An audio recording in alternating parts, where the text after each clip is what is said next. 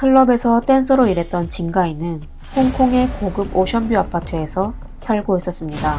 그러다 어느 날 갑자기 사라졌고 다시는 아파트에 나타나지 않았습니다. 그럼 진가이는 도대체 어디로 갔을까요? 그리고 고급 아파트를 선물한 이 남자와 어떤 일들이 있었을까요?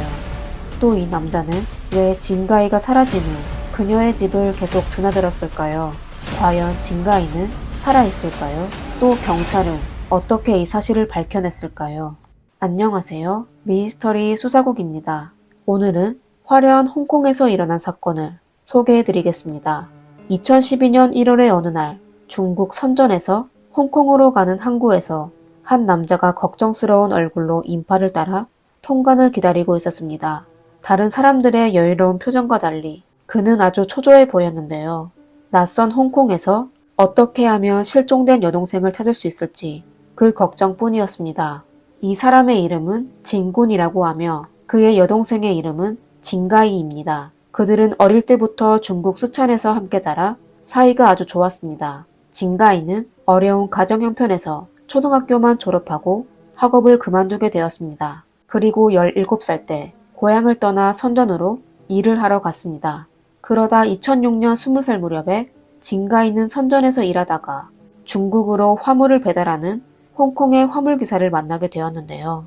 사귄 지 얼마 안 돼서 남자는 그녀에게 청혼을 했고 둘은 결혼을 하고 홍콩에서 살기 시작했습니다. 하지만 애틋했던 감정은 금세 식어버렸고 둘은 결국 이혼을 하게 되었습니다.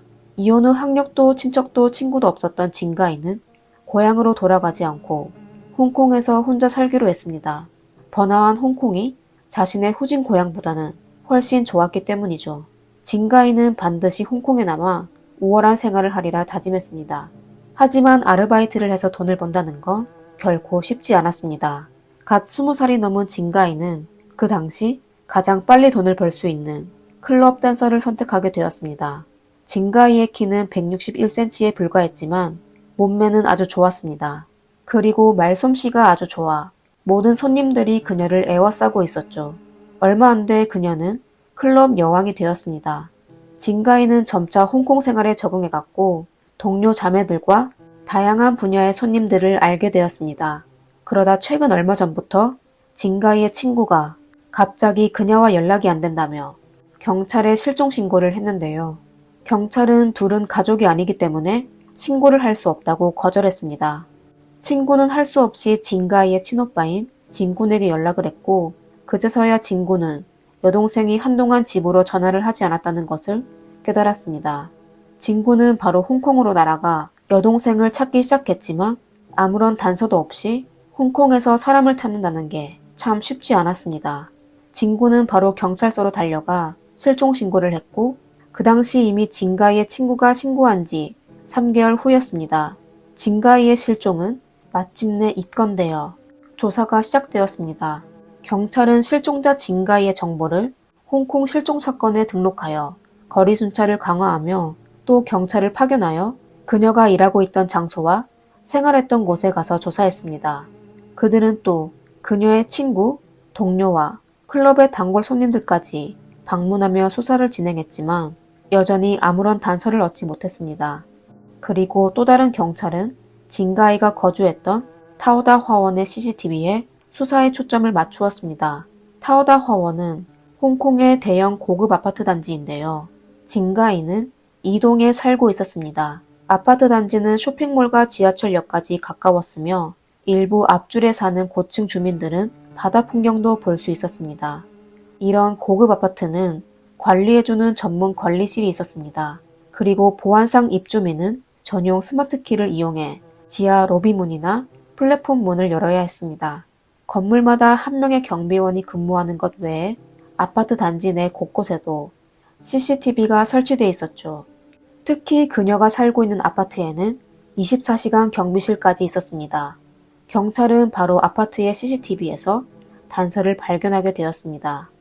신고 2달 전인 2011년 10월의 한 CCTV 영상에서 진가이 모습을 포착하게 되었는데요. 10월 5일 오후 4시에 눈에 띄는 한 여자가 빌딩 로비로 들어갔고 이 여자가 바로 진가이입니다. 그리고 그날 이후 그녀는 사라졌고 CCTV에 다시는 모습을 드러내지 않았습니다. CCTV를 확인하고 실종자 추적팀은 그녀가 단순 실종이 아니라는 걸 의심했고 바로 강력팀으로 넘겨 수사를 진행했습니다. 그럼 진가이는 아직 이 빌딩 안에 있는 걸까요? 그리고 빌딩 안에서 도대체 무슨 일이 있었던 걸까요? 강력팀은 사건을 맡은 후 즉시 수색영장을 신청하여 진가이의 집으로 들어가 증거를 조사했습니다.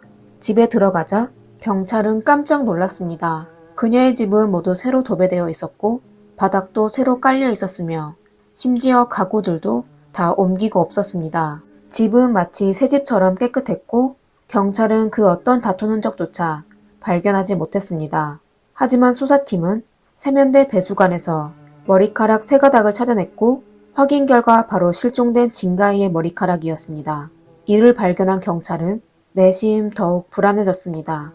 머리카락과 지나치게 깨끗한 실내는 진짜 이 집에서 사건이 발생했다고 해도 이미 3개월이라는 시간이 흘렀고 범인이 모든 흔적을 지우기에 충분한 시간이었죠. 그럼 집안에서 단서를 찾을 수 없다면 관리실 CCTV에서 다른 수상한 점을 발견했을까요? 경찰은 바로 CCTV를 다시 조사하기 시작했습니다. 그리고 곧 동영상에 담긴 한 남자의 모습이 경찰의 시선을 끌었습니다. 그는 6차례나 진가이의 아파트에 들어갔습니다. 10월 6일 6시 50분에 아파트로 들어가 8시 34분에 나왔고 다시 20여 분 뒤인 8시 56분에 커다란 흰색 가방 등 물건을 들고 두 번째 아파트로 들어가 이날 밤 10시 11분경에 나왔습니다. 이튿날인 10월 7일 10시 18분 남자는 또 나일론 가방을 들고 아파트로 들어갔습니다. 그리고 10시 44분에 리어카로 나일론 가방을 밀고 주차장으로 가서 차에 싣고 떠났습니다. 며칠 뒤인 10월 10일, 11일에도 이 남성은 현장 일꾼 몇 명을 데리고 아파트로 들어가 집안의 가구를 하나둘씩 옮기기 시작했습니다. 그럼 이 남자는 누구일까요? 그는 과연 진가이와 무슨 관계일까요? 왜 그녀가 사라진 후 그녀의 집을 계속 드나들었을까요? 경찰은 남자의 의심을 사지 않으려고 그를 신문하기 전 먼저 진가이의 몸매와 비슷한 여경찰 한 명을 불러 그 남자가 들었던 가방으로 들어가게 했는데요. 여경을 숨기는 데에는 아무런 문제가 없었습니다. 그럼 영상 속 가방에는 정말 진가이가 들어있었을까요? 만약 그녀가 아니었다면 진가이는 아파트를 떠나 고향으로 돌아갔을까요? 진가이의 오빠는 지난 10월 6일에 여동생으로부터 고향에 갔었다는 문자를 받았다고 하여 그녀의 출입국 기록을 조회했지만 조회한 결과 그녀가 홍콩을 떠났다는 기록을 찾지 못했습니다. 과연 진가이는 아직 살아있을까요? 경찰은 영상 속 남자에 대해 조사하기 시작했습니다. 남자의 이름은 진문심이었고 사건 당시 41세였습니다. 그는 홍콩의 한 증권회사 사장으로 수입이 아주 높았고 이미 결혼하여 두 아이가 있었습니다.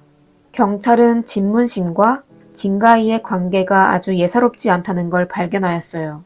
진가이가 살고 있는 타오 대화원의 주택은 진문심이 구입한 것이었습니다. 우선 둘의 천만남에 대해 알아봅시다. 2007년 진문심은 한 증권사 사장이었어요.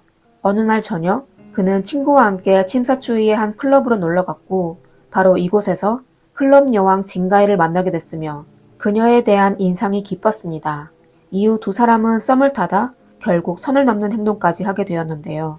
처음 진문심은 돈으로 그녀와의 관계를 끊으려고 했지만 진가이는 다른 여자들과 달리 진문심의 돈을 거절했고 이에 진문심은 그녀에게 더욱 호감을 가지게 되었습니다.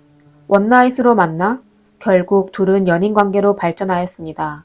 진문심은 그녀에게 150만 홍콩달러, 하나로 약 2억 8천만 원의 돈을 들여 타오 대화원의 아파트를 구매하여 진가이에게 선물했습니다. 두 사람의 관계는 아주 달콤했습니다. 그러다 2년 후 진문심의 아내는 남편의 외도를 알게 되었고 그녀는 진가이를 찾아가 남편을 떠나라고 요구했습니다.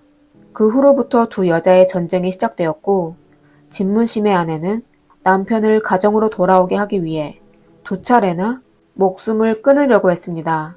진문심에게 가족과 애인 중 하나를 선택하라는 것이었죠. 결국 진문심은 가정과 아이를 지키기 위해 진가이와 헤어졌습니다. 사실 이건 진문심이 아내를 진정시키기 위한 계책일 뿐이었죠. 그는 여전히 아내 몰래 진가이를 만나고 있었습니다. 그리고 그의 결정에 사건은 되돌릴 수 없는 비극으로 발전하게 됐습니다. 진가이는 스폰을 봤는데 이미 습관이 되어버렸는데요.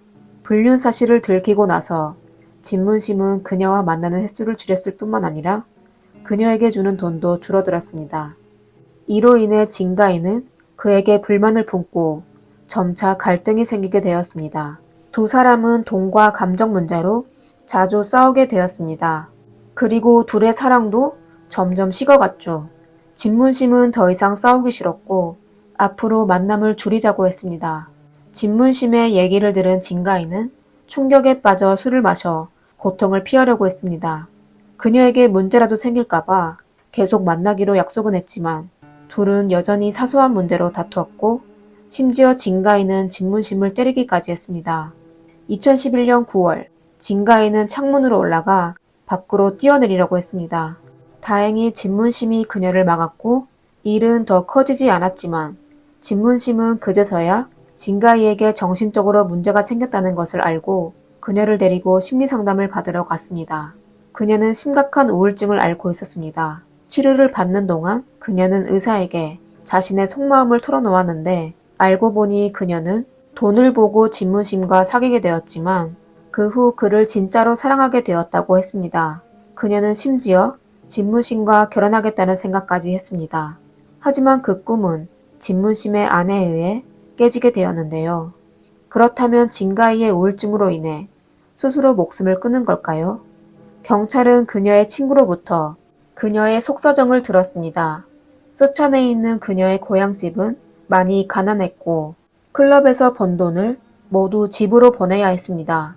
그리고 그녀가 진문심을 만나고 나서야 여유가 생겼으며 클럽에서 하는 일도 관두게 되었습니다. 평상시 그녀는 친구와 애프터눈 티를 마시며 미용실을 방문하곤 했었죠. 클럽에서 일하던 여자들이 자주 선택한 생활인데요. 돈 많은 남자를 만나 스폰을 받으며 사는 생활이었죠. 최근 진가이는 친구에게 불만을 털어놓기 시작했지만 구체적인 이야기는 하지 않았습니다. 그녀가 실종되기 일주일 전 친구에게 언젠가 내가 실종되면 아무도 나를 찾을 수 없을 거야 라고 말한 적이 있었습니다. 만약 그녀가 다른 사람으로 인해 숨지게 됐다면 왜 이런 말을 했을까요? 그럼 그녀는 이미 무언가를 느꼈을까요? 또 아니면 이미 계획하고 있었을까요? 이 모든 것에 대한 해답을 찾기 위해서는 진문심에게 직접 물어보는 수밖에 없었죠.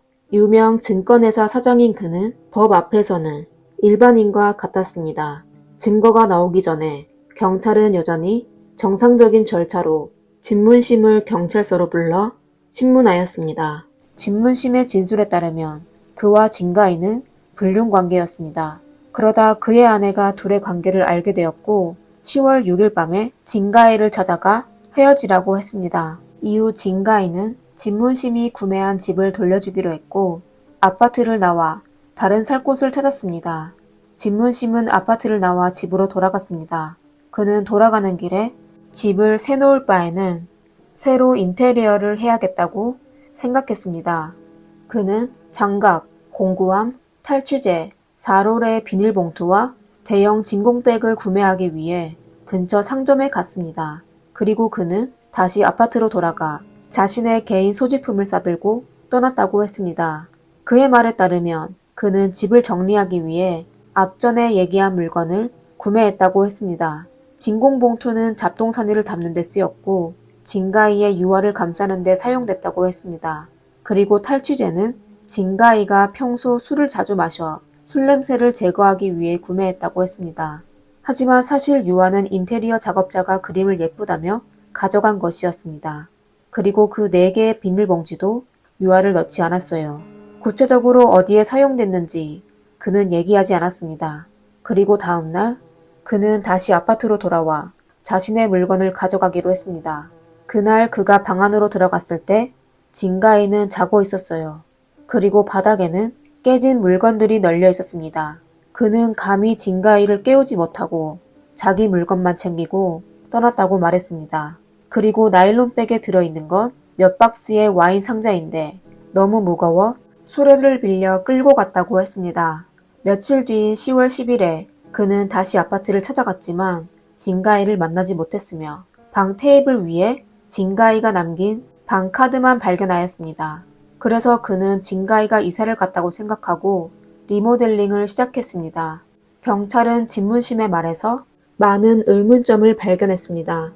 그는 왜 와인 같은 깨지기 쉬운 제품을 나일론백에 담았을까요? 진짜 와인이 들어있었다면 운송 과정에서 깨지지 않았을까요?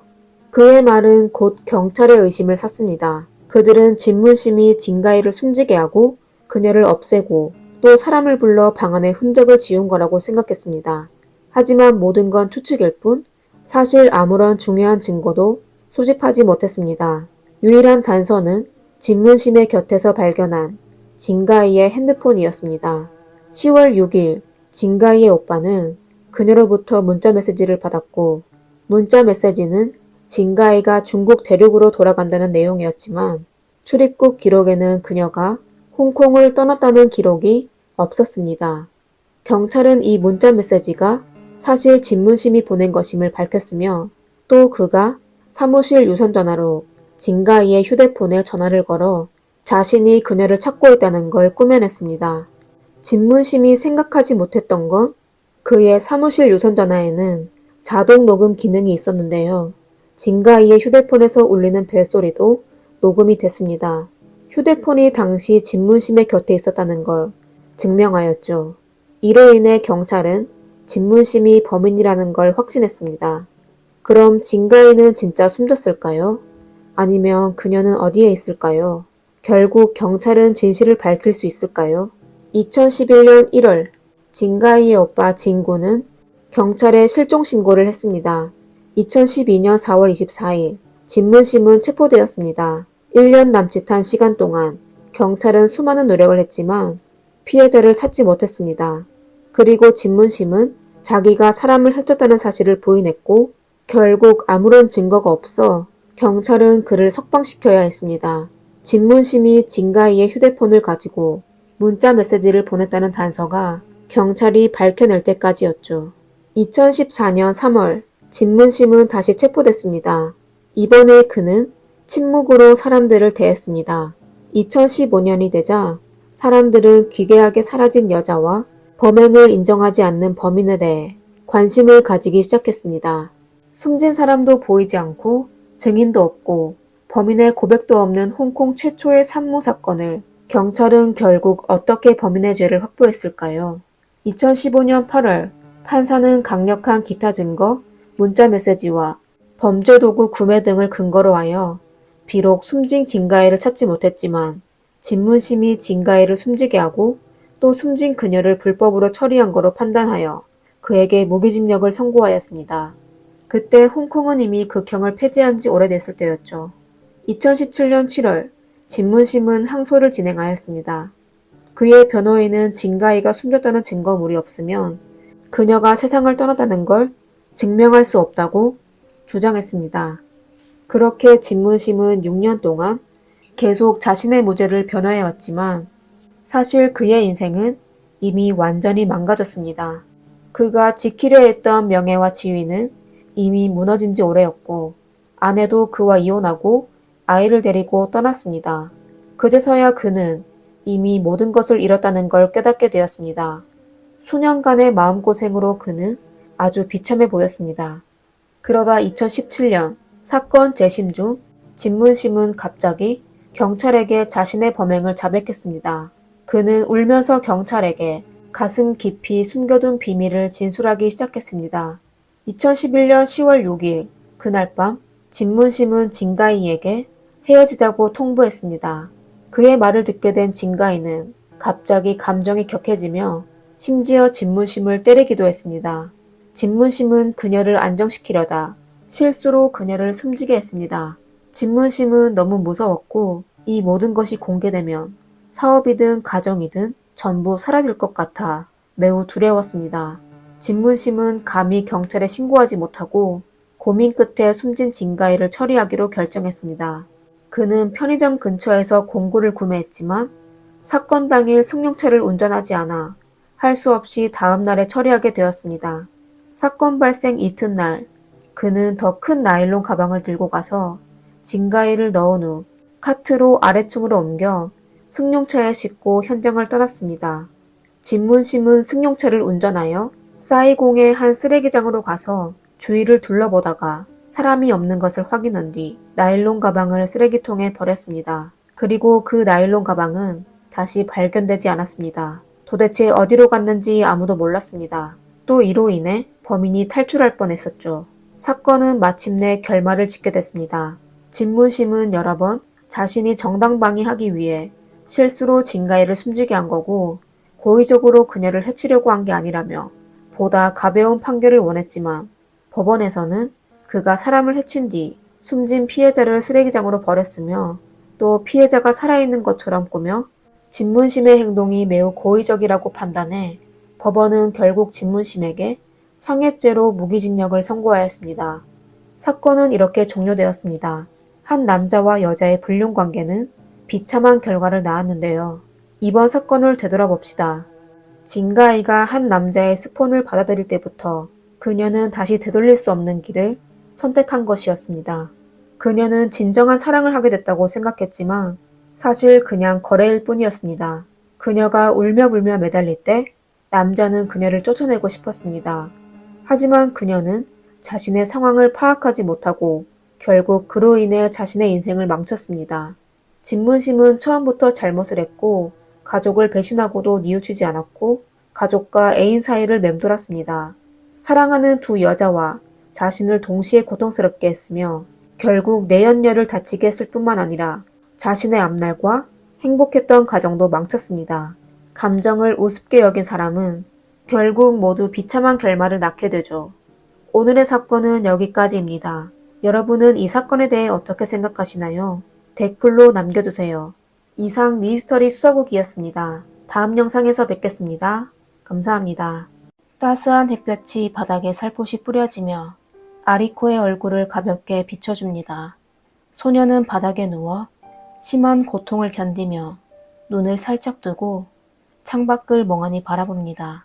수십 일 동안 소녀는 본인의 목숨을 스스로 마감하고 싶었지만 매번 창밖의 햇살을 볼 때마다 조금씩 희망을 품게 됩니다. 2주가 지나면 소녀의 18살 생일입니다. 소녀는 가족들과 상봉하는 걸 꿈꾸며 드라마의 최종편과 졸업여행을 상상합니다. 그리고 만약 다시 그날로 돌아갈 수 있다면, 만약 다른 길을 선택해 귀가했으면, 만약 그 사람만 만나지 않았으면.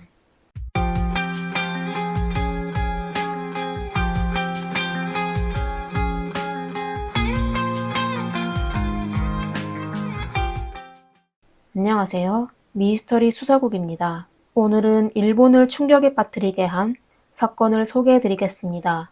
1989년 3월 29일 일본 도쿄 아다치구의 수사관들은 소년 보호소에서 2명의 10대 소년을 신문하기 시작하였습니다. 지난해 12월에 둘은 길가에서 한 젊은 여성을 납치하여 모텔로 데려가 그녀에게 몹쓸 짓을 하였습니다.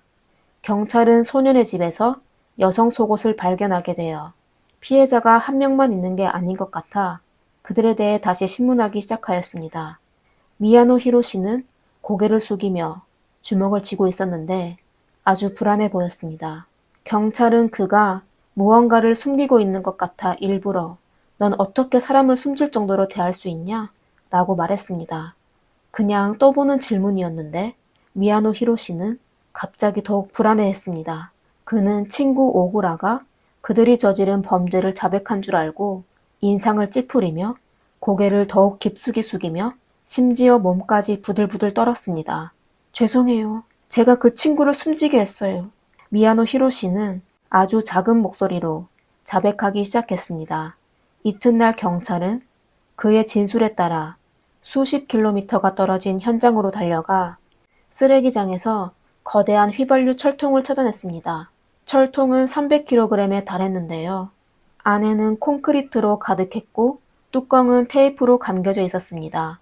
경찰은 철통을 실험실로 운송하여 검정하기 시작했습니다. 실험실 직원이 콘크리트를 조금씩 벗겨내자 사람들은 눈앞에 벌어진 광경에 깜짝 놀랐습니다. 안에는 숨진 소녀가 숨겨져 있었는데 그녀의 몸은 상처투성이었습니다. 법의학자들마저 놀라게 한 상처들이었죠. 소녀의 얼굴은 심하게 부어올라 생김새를 확인하기도 어려웠습니다. 손목과 발목은 심한 화상을 입었고 심지어 뇌는 구타를 당해 이미 위축되어 있었습니다. 그럼 이 소녀는 누구일까요? 꽃 같은 나이에 그녀는 왜 이런 고통스러운 고문을 받게 됐을까요? 조사 결과 소녀의 이름은 후루타 아리코였습니다. 사고 당시 미사토 시의 고등학교 3학년 학생이었습니다.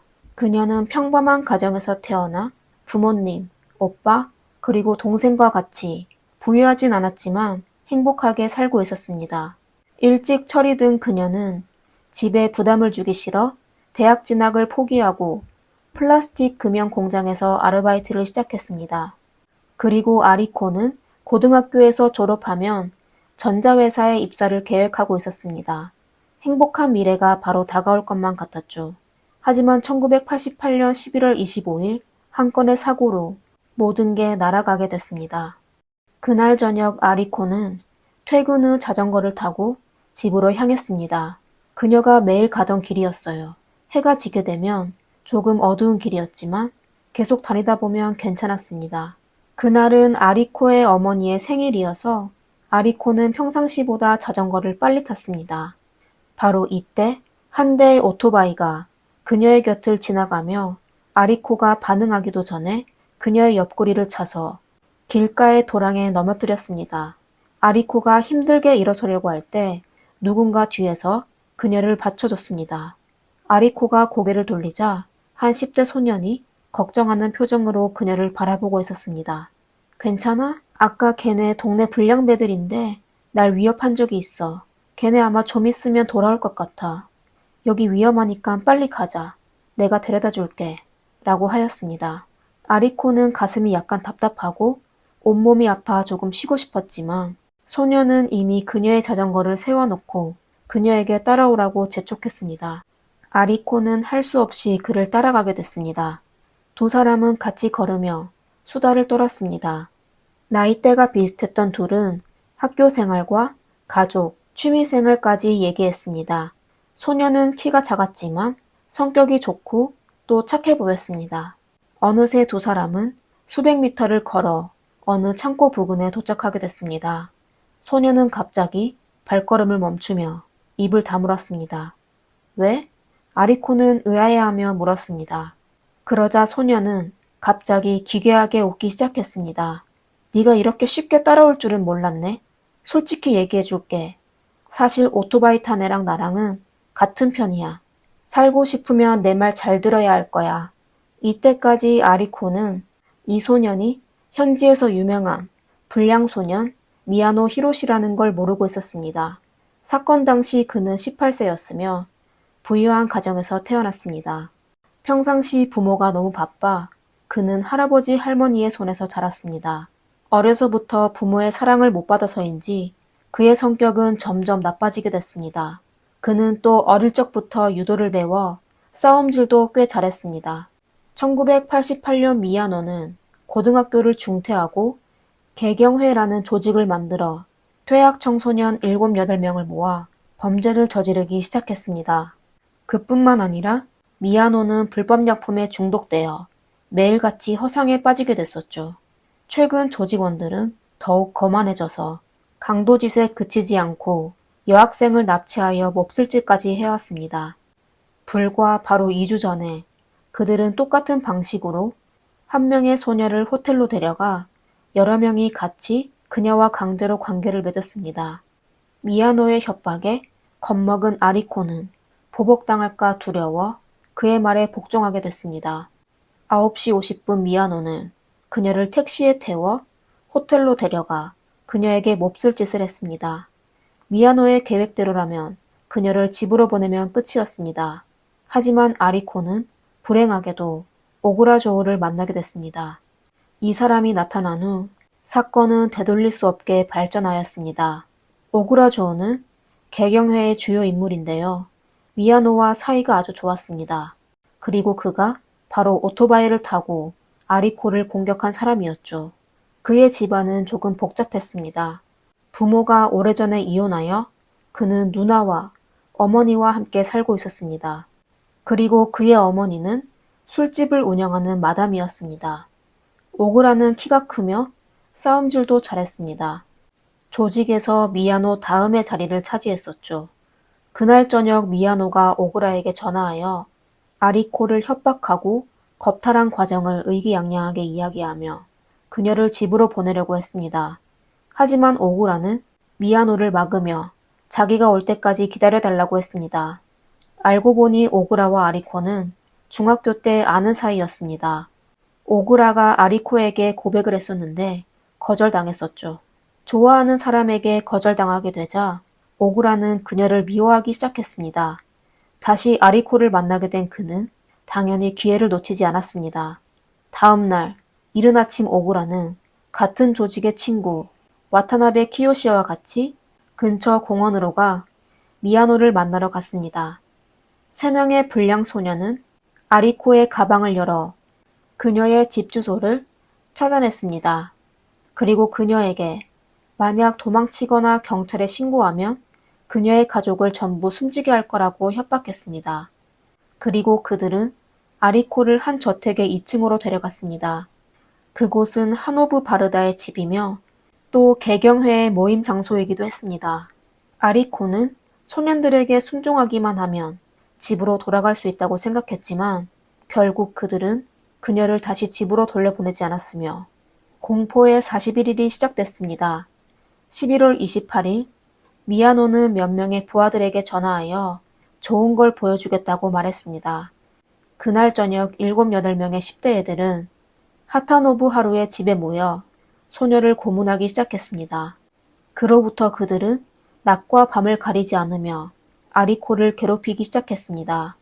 심지어 그들은 아리코를 알몸 상태로 만든 후 발코니에서 춤까지 추게 했습니다. 한겨울 날씨에 아리코는 여러 차례 쓰러졌지만 그들은 소녀를 억지로 깨워 범행을 계속하였습니다. 불량 소년들은 범행을 감추기 위해 아리코를 가출로 위장시켜 경찰에 신고를 못하도록 집으로 전화하게 만들었습니다. 사실 아리코의 아버지는 딸이 실종된 지 이틀 만에 경찰에 신고했었습니다. 하지만 딸의 전화를 받고 가출인 줄 알고 실종 신고를 취소했었죠.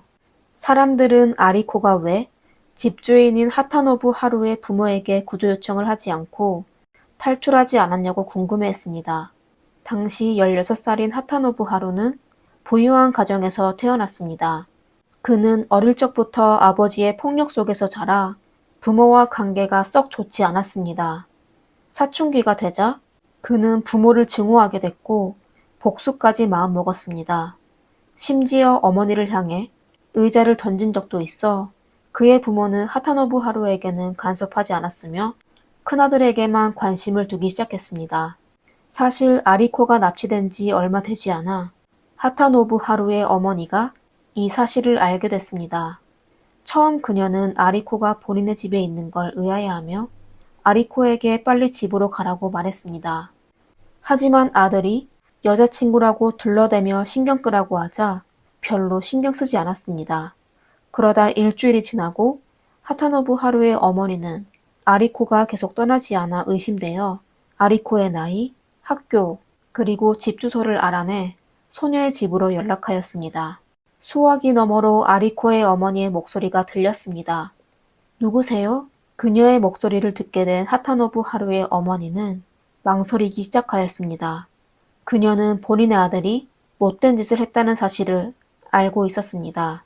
하지만 만약 사실대로 얘기하면 아리코의 가족은 분명 경찰에 신고할 것입니다. 그녀는 본인의 가족의 체면을 유지하기 위해 결국 사실을 숨기기로 하고 가짜 이름을 대고 바로 전화를 끊어버렸습니다. 아리코의 부모는 그녀가 남긴 이름으로 여기저기 확인했지만 여전히 딸의 행방을 찾지 못했습니다. 눈 깜짝할 사이에 또 보름이 지났습니다. 아리코를 놀리는 게 개경회의 낙이 됐습니다. 12월 5일 도쿄 나가노역에서 노면 전차 사고가 났었는데 미야노는 아리코의 아버지가 사고로 세상을 떠나게 되었다며 거짓말을 하며 아리코의 반응을 지켜봤습니다. 아리코가 속상해하는 모습을 보게 되자 소년들은 또 그녀의 아버지가 살아있다며 그녀를 놀렸습니다. 아리코가 그들의 조롱에 지쳐 점점 미쳐가자 그들은 재미있다는 듯 큰 소리로 웃기 시작했습니다. 이틀 후 그들은 새벽 늦게까지 놀게 되어 오후가 됐는데도 일어나지 않았습니다. 아리코는 이때다 싶어 그들 몰래 2층에서 1층으로 내려와 전화로 경찰서에 신고하려고 했습니다. 하지만 불행하게도 1층에서 자고 있던 미야노에게 발각되었습니다. 미야노는 바로 전화를 끊고 아리코를 2층으로 끌고 갔습니다. 그리고 경찰이 통화 기록을 확인하여 집으로 다시 전화를 걸었는데 미야노가 받아 장난 전화한 것이라고 둘러댔습니다. 불량 소년들은 아리코가 경찰에 신고한 사실을 알게 되자 라이터로 그녀를 괴롭혔습니다. 소년들은 그녀를 증오해야 하며 점차 방치까지 하고 새로운 소녀를 찾기 시작했습니다. 심한 화상을 입게 된 아리코는 점점 움직일 수 없게 됐습니다. 처음에는 그래도 천천히 기어서 1층 화장실까지 갈 수 있었는데 염증이 심해지자 문을 열 힘조차 없게 됐습니다. 불량 소년들은 아리코를 하노부의 형에게 맡겨 돌봐달라고 요청했지만 그는 매우 귀찮아하며 아리코에게 매일 우유만 줬으며 기분이 좋을 때만 빵 한 조각을 던져주곤 했습니다. 온몸이 아픈 데다 굶주림과 추위가 더해져 아리코는 점점 생존의 희망을 포기하게 됐습니다. 12월 말에 아리코의 발은 완전히 썩어 움직이지 못하게 됐습니다.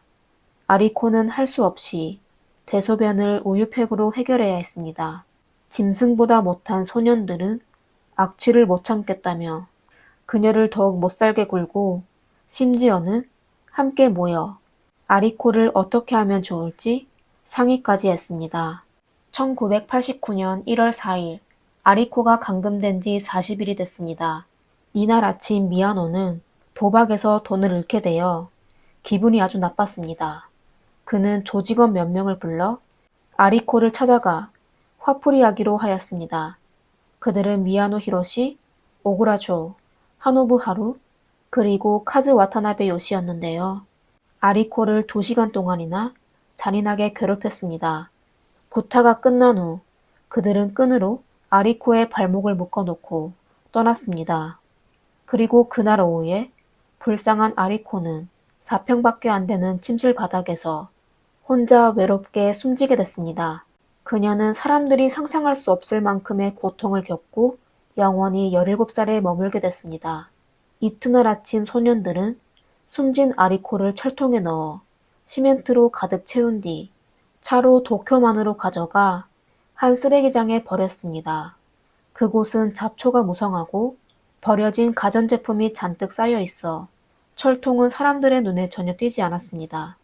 만약 미야노와 오구라가 다른 사건으로 체포되지 않았다면, 만약 경험 있는 경찰이 미야노에게 질문을 하지 않았다면 아마 오늘날까지도 아리코의 행적은 아무도 모르고 있을 겁니다.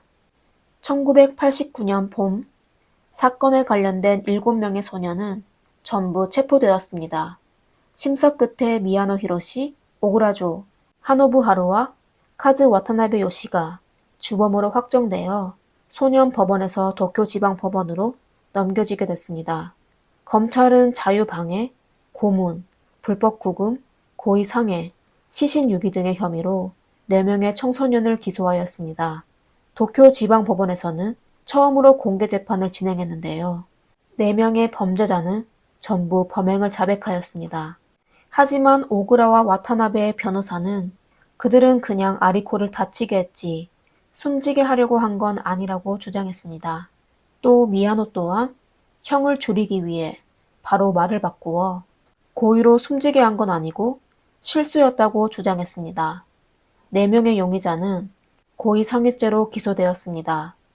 검찰은 사건의 심각성을 감안해 그들에게 소년법이 아닌 일반법으로 재판하길 요구하였습니다.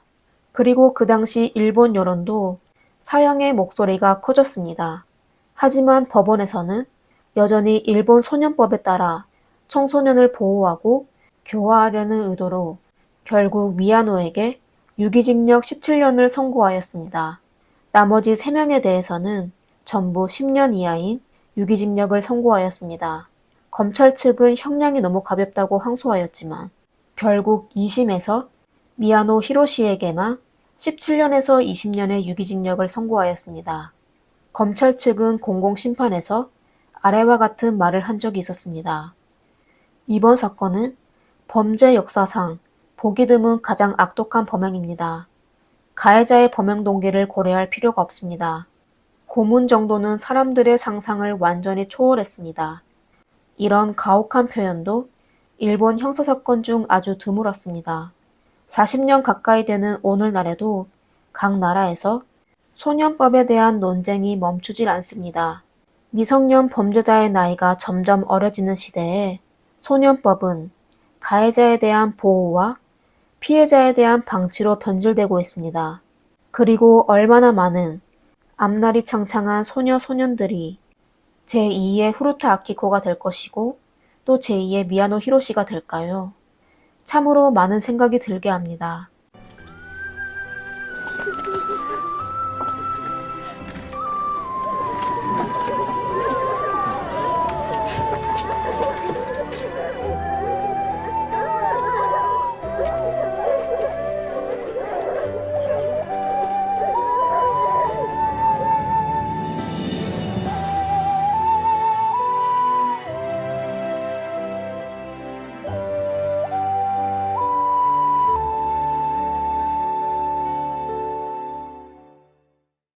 오늘의 사건은 여기까지입니다.